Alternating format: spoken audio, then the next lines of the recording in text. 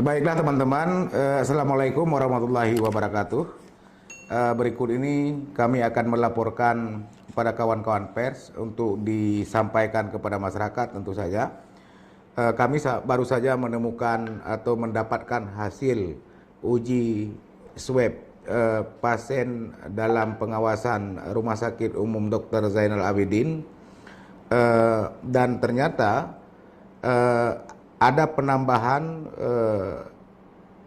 positif COVID-19 di Aceh, menyusul satu orang yang telah kami umumkan sebelumnya, yaitu pada hari Kamis kemarin.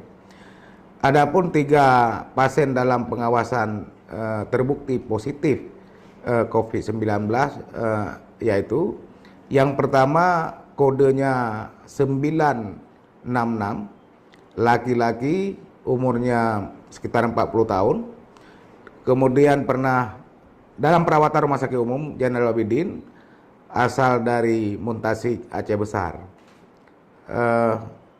Kemudian yang kedua P967, seorang perempuan, umurnya 60 tahun, juga dirawat di Rumah Sakit Umum Dr. Zainal Abidin Banda Aceh, alamat di Lampase Kota, Banda Aceh. Sedangkan satu lagi kodenya P968, laki-laki, umur 60 tahun, juga dirawat di Rumah Sakit Umum Dr. Zainal Abidin Banda Aceh, alamat juga di Lampase Kota. Dengan demikian, di Aceh saat ini sudah ada 4 orang yang positif COVID-19.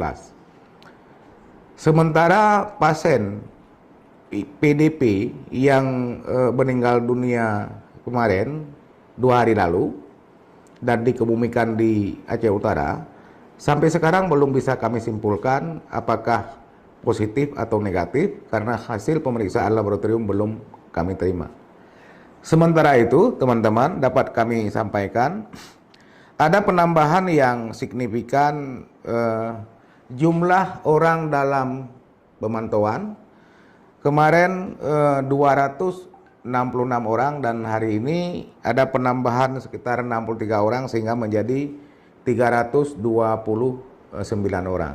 Kami tentu saja sangat berharap kepada masyarakat untuk tidak panik, namun tetap waspada, dan kepada saudara-saudara kami yang baru pulang dari daerah penularan seperti di Malaysia dan kota-kota lain di Indonesia untuk disiplin melakukan isolasi mandiri selama 14 hari sejak tiba di kampung halaman, tidak bercampur baur dengan masyarakat yang lain. Dan apabila menderita demam, batuk, dan pilek, apalagi disertai dengan sesak napas, segera menghubungi fasilitas kesehatan terdekat.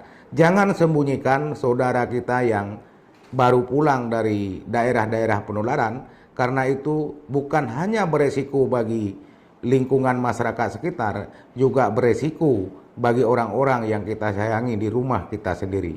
Demikian yang dapat kami laporkan kepada kawan-kawan media.